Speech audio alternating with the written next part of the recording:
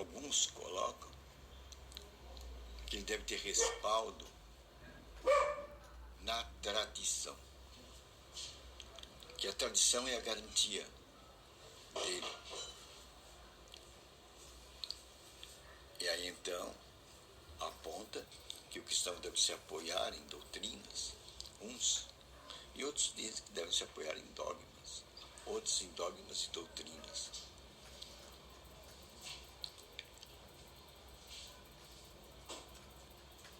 E a maioria se embala nesta direção. Isso é um ponto de vista humano.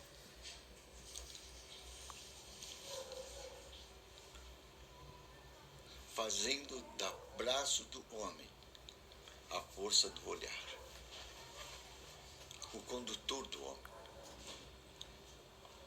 Mas se nós formos às Escrituras Sagradas e colocarmos as Escrituras Sagradas como a nossa instituição ou constituição, aquela que vai nos dar legalidade,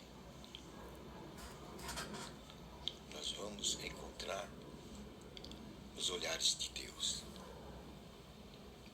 Aí então a ótica muda. Nós vamos ver como Deus vê.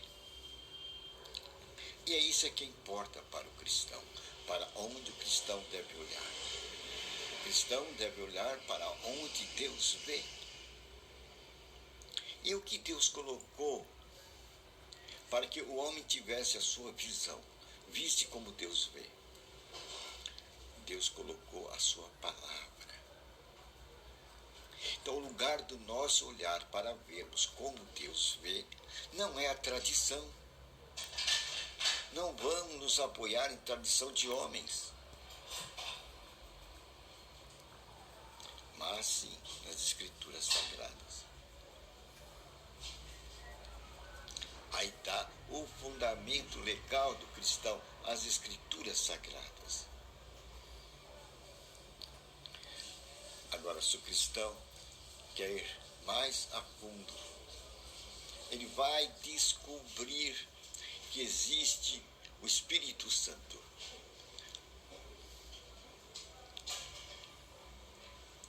E nesse olhar do Espírito Santo, ele vai descobrir que o Filho de Deus é dirigido por quem? Pelo Espírito de Deus. Aí está o olhar do verdadeiro cristão. Ele vai olhar através da direção do Espírito Santo. Pois Deus já havia dito, tudo é feito pelo meu Espírito. Aí está o lugar onde o cristão deve olhar o que o Espírito diz. Jesus Cristo disse, tudo que eu faço porque vejo do meu Pai. E o Pai de Jesus Cristo aqui na terra era o Espírito Santo. Pois foi o Espírito Santo quem cobriu Maria e trouxe Jesus ao ventre de Maria. O Pai terreno de Jesus Cristo é o Espírito Santo. Então, ele faz o que o Pai mostra para ele. Cada milagre de Jesus Cristo não foi feito conforme a vontade dele, mas conforme o Pai lhe revelava. E Jesus tinha um método que ele deixou mostrado, configurado nas Escrituras Sagradas. Ele meditava à noite. Ele passava noites meditando em Deus. Aí está o lugar onde ele recebia as visões do Pai. E uma vez carregado dessas visões, ele ia mostrar o que ele viu à noite, durante os holofotes. Então apareceram os milagres. Foi deixado nas Escrituras Sagradas. Aí está um método que nós podemos aprender como cristão, imitar o Mestre, buscarmos a Deus lá no nosso quarto, no lugar oculto. E então, nesse lugar oculto, o Espírito de Deus vai falar conosco. Pois Jesus diz, entra no teu quarto e Deus vai te ver você lá no teu quarto. É assim que você estará praticando o método de Jesus Cristo na sua vida. Com isso, você jamais vai se deixar levar por filosofia, doutrinas ou dogmas de homens. Porque agora você sabe qual a fonte, pois você tem a referência, o modelo, Jesus Cristo. Ele meditava à noite e à noite ele recebia do Espírito Santo o que ele devia fazer durante o dia, à luz do sol. E então, cada milagre de Jesus Cristo não passava de uma visão, de uma revelação que ele teve com o Espírito Santo. Jesus tinha essa abertura com o céu. Tem uma parte nas Escrituras que Jesus, quando estava próximo de ser crucificado, ele conversou com seres celestiais.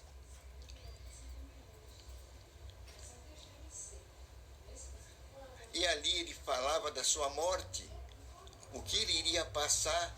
Ele foi consolado por seres celestiais. Jesus tinha esse tipo de conversa. E esse modelo pode ser o nosso modelo também. Pois agora que ele sacrificou, ele deixou à nossa disposição o Espírito Santo, o Mestre por excelência. Não é necessário, diz as Escrituras, que nenhum ensine ao outro. Por quê? Qual é a causa que um não é necessário que ensine o outro? Porque agora nós temos o Espírito Santo. E quando lemos as Escrituras Sagradas, ele vai iluminar as Escrituras Sagradas para nós. Ele vai iluminar as Escrituras Sagradas para nós. Aí nós vamos saber o que fazer, como agir de acordo com a vontade de Deus. É apenas seguir o modelo de Jesus Cristo. Foi deixado o Espírito Santo, o Mestre.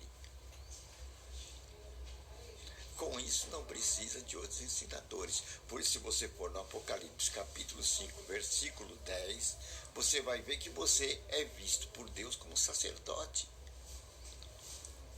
E aí a gente podemos ver o plano de Deus para você, para mim e para nós, os cristãos. Ele quer fazer dos cristãos o mesmo plano que queria fazer com o povo judeu. O que é que ele queria com o povo judeu? Ele queria que o povo judeu fosse uma geração ou um povo de sacerdotes e que o mundo visse.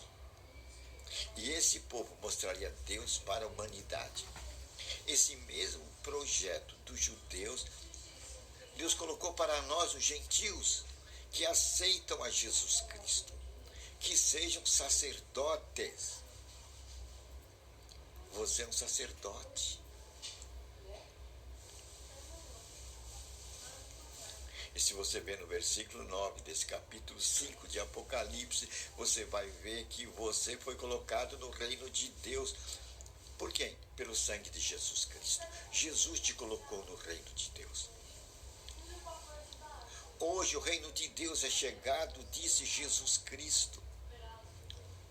Isso significa que você é sacerdote e que você é autoridade. Você vive no reino de Deus aqui e agora. Isto vai te conferir autoridade. Sobre quê? Eu te dou autoridade sobre toda a força do mal. Você pisará serpentes e escorpiões. No meu nome. E você vai curar enfermos, expulsar demônios no meu nome. É por estas orientações bíblicas que você deve se orientar. Isso é a autoridade que Deus colocou à sua disposição, à minha disposição. Agora temos que nos pautar por estas palavras. Essas palavras não são invenção da nossa mente. São colocações do mundo espiritual que Jesus Cristo dispôs à nossa frente. E uma vez que ele dispôs estas colocações, passarão o céu e a terra, as minhas palavras não passarão, disse Deus. E ele confirma a palavra dos seus servos. Então, nós temos uma legalidade na base da sua palavra para nos levantarmos na posição de sacerdotes do reino de Deus. Pois Jesus nos deu essa autoridade. Essa autoridade nos pertence. Cabe a nós lançar mão. E com Moisés, levanta a vara da autoridade. E quando ele levantou a vara de autoridade, o mar se abriu. Nós temos uma vara de autoridade que tem um nome, e esse nome chama-se Jesus Cristo. Diz as Escrituras que diante desse nome, todos os seres no céu, na terra, devem dobrar-se. Então, todo ser, toda enfermidade, toda doença, todo espírito maligno, diante desse nome tem que se dobrar. E esse nome foi entregado a você. Ele disse, no meu nome, tudo que você pedir ao Pai, Ele vos dará. Você está vendo de onde vem a nossa autoridade? Não é autoridade de homem. A nossa autoridade não está apoiada nos nossos ancestrais. A nossa autoridade não vem dos mortos. Não vem do passado. Não vem dos ilustres do passado. A nossa autoridade vem da própria palavra de Deus. Se Deus diz, está feito está. Pois passarão o céu e a terra, as minhas palavras não passarão. Se Deus disse, Ele vai cumprir a sua palavra. E elas vão executar os propósitos que elas se propuseram. E Deus diz, eu confirmarei a palavra do meu servo. Então, gente, a gente tem que saber aonde pôr os nossos olhos. Não nos guiar pelas tradições dos homens, pelas doutrinas dos homens, pelas dogmas dos homens, nem pela tradição. Jesus condenou o povo dele na época dele que seguia a tradição dos pais. E construíram doutrinas. E com essas doutrinas eles se separaram de Deus. De tal modo que o Messias chegou diante dos olhos deles e fez prodígios, milagres. Mostrou a presença de Deus diante dos olhos deles. Porém, eles não reconheceram, não viram o Messias. Por quê? O que vendava-lhes os olhos? A tradição. Quer dizer, a sua teologia, o seu modo de interpretar as Escrituras. A voz dos ancestrais cegaram o povo judeu. Eles não viram o Messias. Estavam diante do Messias, mas não o reconheceram. Hoje também estamos longe de Jesus Cristo, já faz 2000 anos. E o que aconteceu? Há uma tradição, há muitas doutrinas, há muitos dogmas, há muitos dizeres. Essa